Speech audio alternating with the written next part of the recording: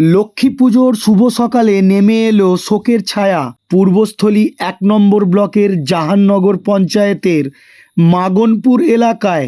সোমবার সকালে ঘটে যায় মর্মান্তিক দুর্ঘটনা। জানা গেছে রাস্তার ধারে ফুল তুলছিলেন স্থানীয় বাসিন্দা পুষ্প ভৌমিক। ঠিক সেই সময় উল্টো দিক থেকে আসা একটি ৪ চাকা গাড়ি আচমকায় ধাক্কা মারে তাকে।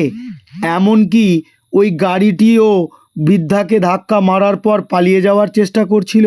আর সেই সময় আরও এক ব্যক্তিকে ধাক্কা মারার চেষ্টা করে গাড়িটি। রক্তাক্ত অবস্থায় স্থানীয়রা তাকে দ্রুত উদ্ধার করে শ্রীরামপুর গ্রামীণ হাসপাতালে নিয়ে যান। চিকিৎসকরা ওই বৃদ্ধাকে মৃত বলে ঘোষণা করেন। ঘটনার পরই এলাকায় নেমে আসে শোকের ছায়া।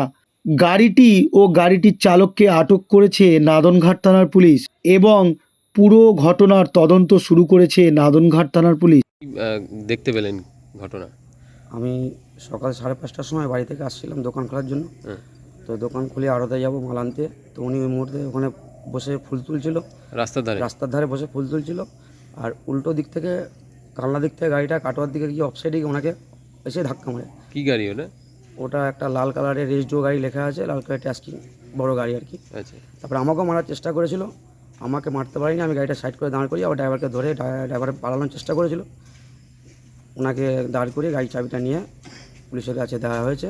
পুলিশ এসে গাড়িটাকে নিয়ে গেছে, ড্রাইভারকে ধরেছে। তারপরে আমি এসে এখন হসপিটাল আসলাম, এসে দেখছি উনি মারা গেছে। আচ্ছা, উল্টো দিক থেকে এসে ধাক্কা মারে? হ্যাঁ, উনি কালনার থেকে আসছিল, গাড়িটা যাচ্ছিল কাটোয়ার দিকে, উনি অফসাইডে এসে ওনাকে মেরে দিয়েছে।